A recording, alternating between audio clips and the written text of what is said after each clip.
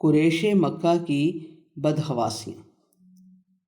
آقا صلی اللہ علیہ وآلہ وسلم کے پیغام حق پہ لبیک کہنے والے صرف مکہ کے پسے ہوئے مسکین اور غلام ہی نہ تھے، بلکہ قریش کے تقریباً سبھی قبیلوں کے سلیم الفطرت اور سچے کھرے لوگ بھی تھے۔ زیادہ تر ان کا تعلق نوجوانوں یا کم بوڑھوں سے تھا۔ آقا صلی اللہ علیہ وآلہ وسلم کے سب سے بڑے متکبر دشمن ابو سفیان بن حرب کی بیٹی ام حبیبہ رضی اللہ تعالیٰ عنہا اور اس کا خاوند بھی مسلمان ہو چکا تھا۔ مشرکوں میں سب سے معزز بنا ہوا اسی قبیلے کا عتبہ بن ربیعہ بھی پریشان تھا، کیونکہ اس کا بیٹا ابو حذیفہ رضی اللہ تعالیٰ عنہ اور اس کی بیوی سہلہ رضی اللہ تعالیٰ عنہا بھی مسلمان ہو چکی تھی۔ سہلہ رضی اللہ تعالیٰ عنہا اسلام کے ایک اور بدترین دشمن سہیل بن عمر کی بیٹی تھی۔ اسی قبیلے کی بنی امیہ مغرور شاخ سے عثمان بن عفان، خالد بن سعید بن العاص رضی اللہ تعالیٰ عنہم بھی مسلمان ہو چکے تھے۔ عاص بن سعید خالد کا باپ آقا صلی اللہ علیہ وآلہ وسلم کا پڑوسی بھی تھا اور انتہائی برا پڑوسی تھا۔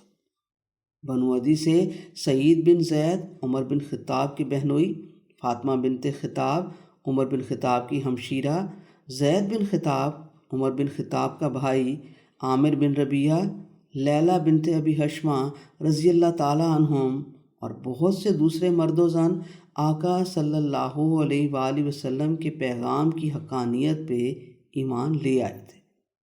بنی تیم سے سیدنا ابو بکر رضی اللہ تعالیٰ عنہ کا پورا خاندان، اسماء، عائشہ اور ام رومان رضی اللہ تعالیٰ عنہم کلمہ گو تھے۔ طلحہ بن عبداللہ، سبا بنت حضرمی، حارث بن خالد رضی اللہ تعالیٰ عنہم کے علاوہ بنی تیم کے حلیف حسیب رضی اللہ تعالیٰ عنہ بن سنان رومی بھی ایمان لانے والوں میں سے تھے۔ آقا صلی اللہ علیہ وآلہ وسلم کے ننہال بنو زہرہ سے عبد الرحمن بن عوف، شفا بنت عوف، سعد بن ابی وقاص، عمیر بن ابی وقاص، عامر بن ابی وقاص، مطلب بن اظہر، رملہ بن ابی عوف، طیب بن اظہر اور عبداللہ بن سیاب رضی اللہ تعالیٰ عنہم بھی آقا صلی اللہ علیہ وآلہ وسلم کے پیروکار ہو چکے تھے۔ اسی خاندان کے حلیفوں میں سے عبداللہ بن مسعود، عتبہ بن مسعود، مقداد بن عمر الکندی، خباب بن الارت، شرحبیل بن حسنہ، جابر بن حسنہ اور جنادہ بن حسنہ رضی اللہ تعالیٰ عنہم بھی تھے۔ قریش کے علم بردار قبیلے سے قریش کا سب سے حسین خوبرو نوجوان مصعب رضی اللہ تعالیٰ عنہ بن عمیر بھی آقا صلی اللہ علیہ وآلہ وسلم کے پیغام کی سچائی کو ماننے والوں میں سے تھا۔ اسی قبیلے کے ابو الروم بن عمیر، فراس بن النضر اور جہم بن قیس رضی اللہ تعالیٰ عنہم بھی مسلمان ہو چکے تھے۔ بنی جمحہ کے درویش صرف عثمان بن مظعون اور عبداللہ بن مظعون رضی اللہ تعالیٰ عنہم بھی آقا صلی اللہ علیہ وآلہ وسلم کے در رسالت پہ جھکے بیٹھے تھے۔ صائب رضی اللہ تعالیٰ عنہ بن عثمان بن مظعون بھی انہی کی اولاد تھے۔ معمر بن حارث بن معمر، حاتب بن حارث، فاطمہ بنت طلل، فقی بنت یسار، سفیان بن معمر اور فہبہ رضی اللہ تعالیٰ عنہم کا تعلق بھی بنی جمحہ سے ہی تھا۔ سب آقا صلی اللہ علیہ وآلہ وسلم کی شمع رسالت کے پروانے تھے۔ ان کا اٹھنا بیٹھنا چلنا پھرنا سب آقا صلی اللہ علیہ وآلہ وسلم کے بتائے ہوئے خدائی احکامات کے طریقے پر تھا۔ بنی سہم کے عبداللہ بن خدافہ، خنیس بن خدافہ، ام حبیبہ کے پہلے شوہر ہشام بن عاص رضی اللہ تعالیٰ عنہم، جو قریش کے رئیس اسلام کے دشمن عاص بن وائل کا بیٹا تھا، وہ بھی مسلمان تھا۔ اسی خاندان سے حارث کے سبھی بیٹے مسلمان ہو چکے تھے۔ بشیر، معمر، ابو قیس، عبداللہ، صائب، حجاج، بشر اور سعید بن حارث رضی اللہ تعالیٰ عنہم بنو سہم کے ہی کچھ مسکین حلیف بھی آقا صلی اللہ علیہ وآلہ وسلم کے بتائے کلمہ کو پڑھنے والے تھے، جن میں عمیر بن رباب اور مہیسہ بن الجزار رضی اللہ تعالیٰ عنہم بھی تھے۔ بنی عمار بن لوئی قبیلے سے بھی ابو صبرہ بن ابی رحم، سہیل بن عمر کی بیٹی کلثوم، سہیل بن عمر کا ہی بیٹا عبداللہ بن سہیل بن عمر کے علاوہ حاطب بن عمر، سلید بن عمر، سکران بن عمر، تعیز بنت علقہ، مالک بن ترما اور عبداللہ بن مکتوم رضی اللہ تعالیٰ عنہم بھی تھے۔ بنی فہر بن مالک سے ابو عبیدہ بن الجراح، سہیل بن بیضہ، سعد بن قیس، عمر بن حارث بن زبیر، عثمان بن عبد غنم بن زبیر، حارث بن سعید اور طیب بن عمیر رضی اللہ تعالیٰ عنہم تھے۔ آقا صلی اللہ علیہ وآلہ وسلم کے سب سے بد زبان، شرارتی اور بدتینت سردار ابو جہل، عمر بن ہشام کے خاندان بنی مخزوم سے بھی کوئی 12 مرد اور عورتیں اسلام کی حقانیت پہ ایمان لا چکی تھیں۔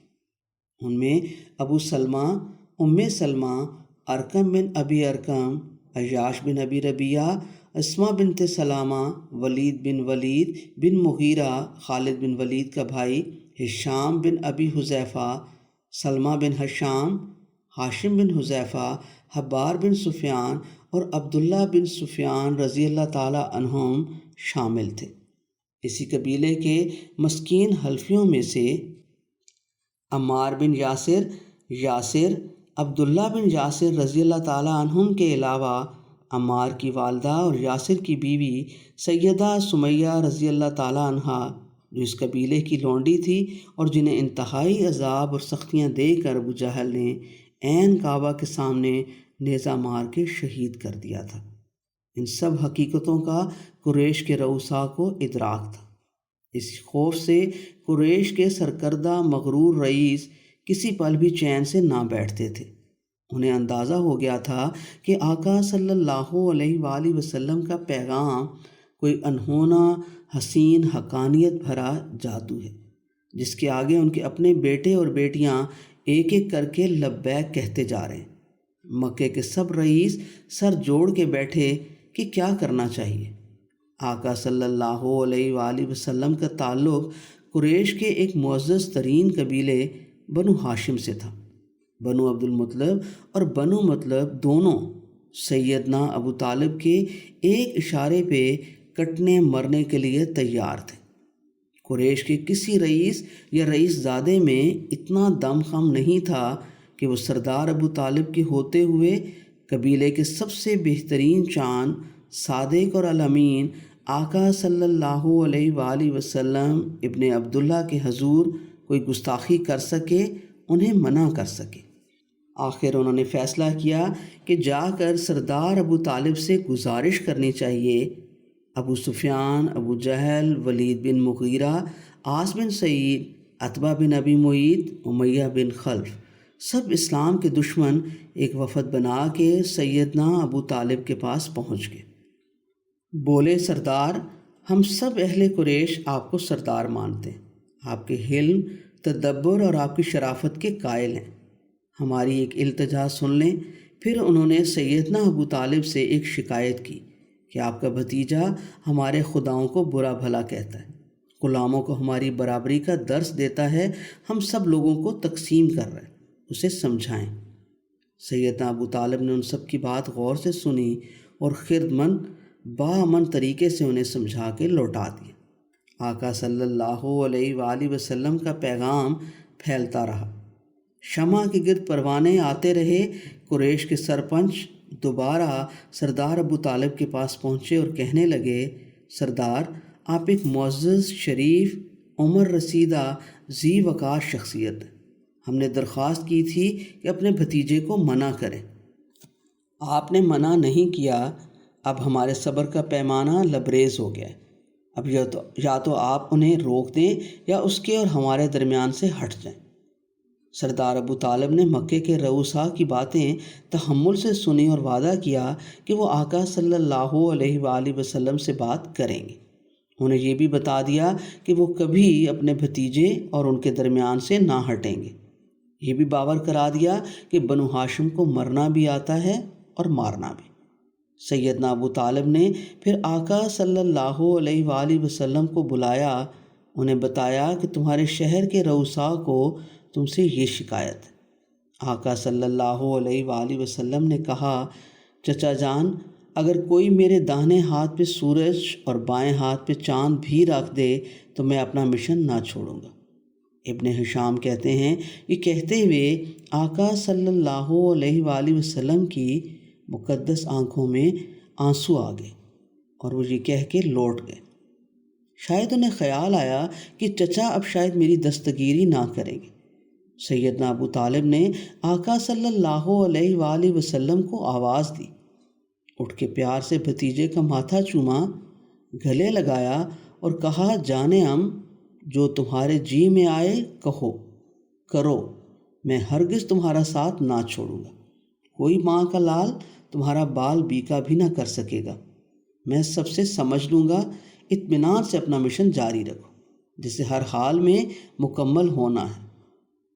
آقا صلی اللہ علیہ وآلہ وسلم اپنے محبوب چچا سے یہ حوصلہ افزا باتیں سن کے کتنا خوش ہوئے ہوں گے۔ قریش کے سرکردہ رؤساء کو اندازہ ہو گیا کہ سردار ابو طالب کسی حالت میں اپنے بھتیجے کا ساتھ نہ چھوڑیں گے۔ تب انہوں نے ایک اور چال چلی۔ قریش کے ایک رئیس سردار ولید بن عتبہ کے جوان خوبصورت بیٹے عمارہ بن ولید کو لے کر سیدنا ابو طالب کے پاس گئے۔ بولے، سردار، آپ کو ایک بھتیجا اور ایک بیٹا چاہیے نا؟ یہ عمارہ بن مغیرہ آپ کا ہوا، اسے آپ اپنا بیٹا بنا لیں، اس کے مالک اور مختار آپ ہوں گے۔ اس کے بدلے میں آپ ہمیں اپنا بھتیجا محمد بن عبداللہ دے دیں تاکہ ہم اسے مار دیں۔ سیدنا ابو طالب نے کہا، تم کس قدر برے لوگ ہو، کتنا برا مشورہ دیتے کہ میں تمہارے بیٹے کو ناز و نعمت سے پالوں اور تم میرے بیٹے کو اس کے بدلے ہلاک کر دو۔ سردار ابو طالب نے ان سب قریش کے سرکردہ عمائدین کو خوب ڈانٹا۔ بعد میں انہوں نے اپنے دل کی باتیں لمبی لمبی نظموں میں بھی کیں اور قریش کے سرداروں کی فتنہ انگیزیوں کا ذکر کیا اور اپنے بھتیجے کا ہر حال میں تحفظ کرنے کا عہد سر عام کیا۔ سیدنا ابو طالب بڑے پائے کے شاعر تھے۔ ان کی وہ نظمیں مدح رسول صلی اللہ علیہ وآلہ وسلم میں انتہائی اہم مقام رکھتی ہیں۔ ان کی ان نظموں کے ٹکڑے بنو ہاشم کے بچے بچے گلیوں میں گنگناتے پھرتے تھے اور آقا صلی اللہ علیہ وآلہ وسلم کے دشمنوں کے دلوں پہ ان اشعار سے گھونسے لگتے تھے۔ اشعار کچھ یوں تھے، محمد صلی اللہ علیہ وآلہ وسلم بن عبداللہ اکیلے نہیں ہیں، بنو ہاشم کا پورا قبیلہ بنو عبدالمطلب اور بنو مطلب آپ کی ڈھال ہے۔ ہم سب آقا صلی اللہ علیہ وآلہ وسلم پہ قربان ہو جائیں گے، لیکن کسی گھمنڈی کو اجازت نہیں دیں گے کہ وہ آقا صلی اللہ علیہ وآلہ وسلم سے بد زبانی کرے یا ان کے جسم معطر پہ کوئی خراش لائے۔ ہم ان کے آگے، ان کے پیچھے، ان کے ہر قدم پہ اپنی جانیں دیں گے۔ سن لو، ہم ان کا بال بیکا بھی نہیں ہونے دیں گے۔ آقا صلی اللہ علیہ وآلہ وسلم پوری انسانیت کی شان ہیں، بچپن سے سچے صادق اور الامین ہیں۔ سیدنا ابو طالب سے مایوس ہو کے قریش کے رؤساء نے سوچا، کیوں نہ خود براہ راست آقا صلی اللہ علیہ وآلہ وسلم سے بات کی جائے۔ حج کا موسم بھی سر پہ تھا۔ قریش کے سرپنچ اس امر سے ڈرتے تھے کہ حج کے دنوں میں پورے عرب سے لوگ مکہ آئیں گے۔ آقا صلی اللہ علیہ وآلہ وسلم انہیں اپنا پیغام سنائیں گے۔ اگر مکے سے باہر والے قبائل آقا صلی اللہ علیہ وآلہ وسلم کے پیغام پہ ایمان لے آئے تو کیا ہوگا؟ وہ سہمے ہوئے تھے، سر جوڑ کے بیٹھ گئے۔ ان میں ولید بن مغیرہ عمر رسیدہ اور خرانٹ آدمی تھا۔ اس نے کہا، میں جا کے آقا صلی اللہ علیہ وآلہ وسلم سے بات کرتا ہوں۔ وہ اٹھ کے گیا۔ آقا صلی اللہ علیہ وآلہ وسلم کعبہ کے پاس بیٹھے تھے۔ جا کے بولا، آپ سمجھتے ہیں میں کیا کہنا چاہتا ہوں؟ میری گزارش ہے آپ ہی کچھ کہیں۔ آقا صلی اللہ علیہ وآلہ وسلم تو اپنے منہ سے صرف وہی کہتے تھے جو انہیں آسمان سے اترتا تھا۔ آقا صلی اللہ علیہ وآلہ وسلم نے قرآن پاک کی تلاوت شروع کر دی۔ ولید بن مغیرہ قرآن پاک سنتے ہی کانپنے لگا۔ اس کے چہرے کا رنگ بدل گیا، آنکھوں میں رقت آ گئی۔ پھر وہ سر جھکا کے اٹھا اور دھیرے دھیرے دور بیٹھے اپنے قریش کے ساتھیوں کی طرف آنے لگا۔ ابو جہل ولید بن مغیرہ کے چہرے پہ بدلے ہوئے تاثرات دیکھ رہا تھا۔ سمجھ گیا کہ وہ لاجواب ہو کے مڑ رہا ہے۔ وہ اپنے ہجوم میں پہنچا تو ابو جہل نے طنز کی کہ چچا آپ کے لیے قوم سے چندہ اکٹھا کراؤں، کیونکہ لگتا ہے آپ ابن عبداللہ کے پاس اپنی حاجت روی کے لیے گئے تھے۔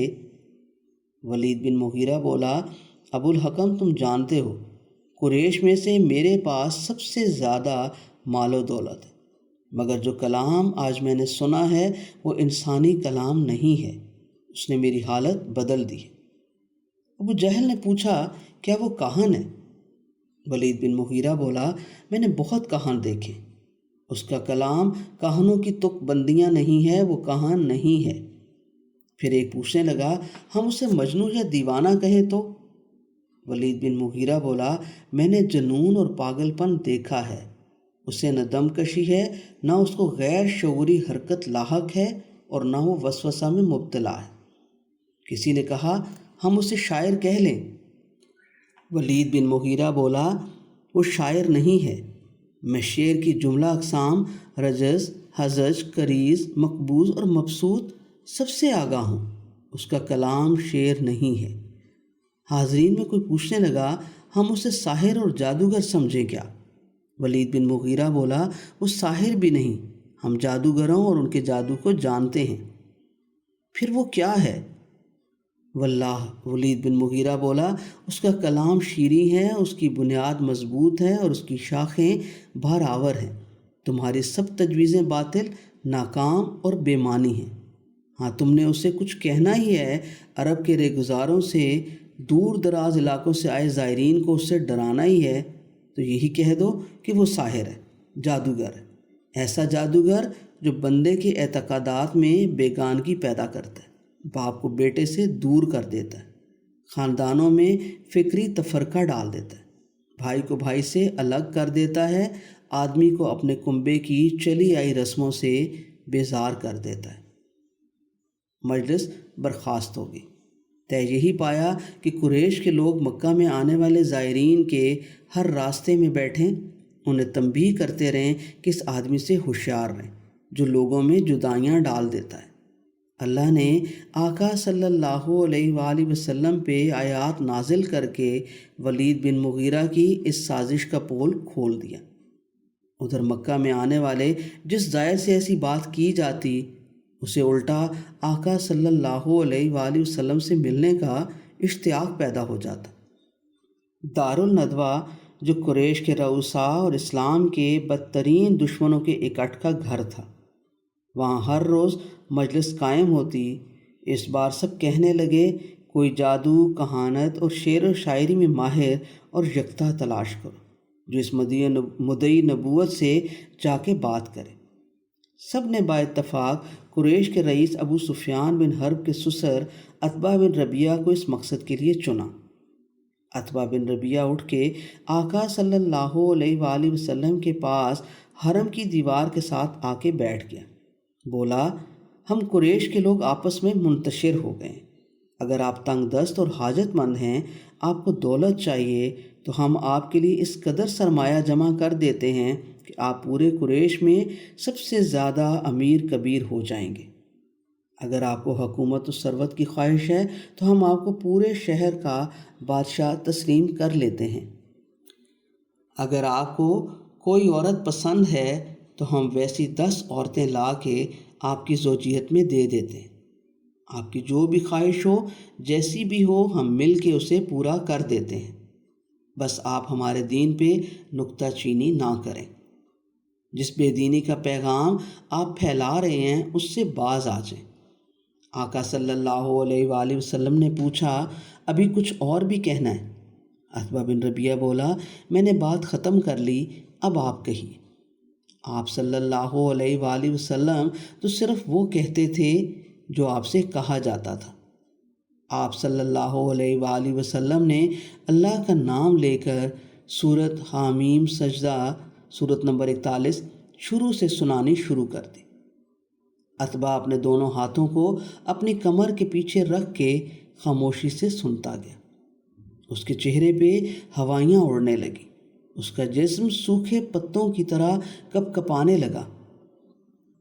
جب آقا صلی اللہ علیہ وآلہ وسلم کا پڑھا جانے والا کلام خدا کی طرف سے نہ ماننے والوں پہ بجلی کی کڑک کے ساتھ عاد اور سمود کی قوموں پہ عذاب تک آیا تو عتبہ بن ربیعہ بیٹھا بیٹھا ڈگمگا گیا اور سر جھکا کے ہاتھ جوڑتے ہوئے آقا صلی اللہ علیہ وآلہ وسلم کے منہ پہ ہاتھ رکھ کے بولا، بھتیجے تمہیں قرابت داری کا واسطہ، اپنی قوم پہ رحم کرو۔ اور پھر ٹوٹے ہوئے جسم کے ساتھ گردن جھکائے آقا صلی اللہ علیہ وآلہ وسلم کے پہلو سے خاموشی سے اٹھ گیا۔ اٹھ کے وہ پھر اپنے ساتھیوں کی مجلس میں بھی نہ آیا۔ ابو جہل سر پکڑ کے بیٹھ گیا، بولا، لگتا ہے عتبہ بن ربیعہ ابن عبداللہ کی طرف مائل ہو گیا ہے۔ وہ سب اٹھ کے عتبہ کے پیچھے گئے۔ ابو جہل نے عتبہ کو تنگ کرنے کے لیے چھیڑا کہ تم بھی ابن عبداللہ صلی اللہ علیہ وآلہ وسلم کے ہاتھ میں آ گئے۔ عتبہ قریش کا امیر ترین سردار تھا، غصے میں آ گیا، بولا، تمہارے پورے کنبے سے زیادہ دولت میرے پاس ہے، مگر میں آئندہ کبھی محمد صلی اللہ علیہ وآلہ وسلم سے بات نہیں کروں گا۔ وہ پوچھنے لگے، ہوا کیا؟ وہ بولا، اس نے مجھے ایسا کلام سنایا ہے جو سحر ہے، نہ شعر نہ کہانت۔ وہ تو شکر ہے جب اس نے عاد اور سمود پہ آسمانی بجلی گرنے کی بات کی تو میں نے قرابت داری کا واسطہ دے کے کہا کہ آگے کچھ نہ کہیں۔ تم سب جانتے ہو کہ محمد صلی اللہ علیہ وآلہ وسلم جھوٹ نہیں بولتے۔ مجھے تم سب پہ، ہم سب پہ عذاب کا خطرہ ہے۔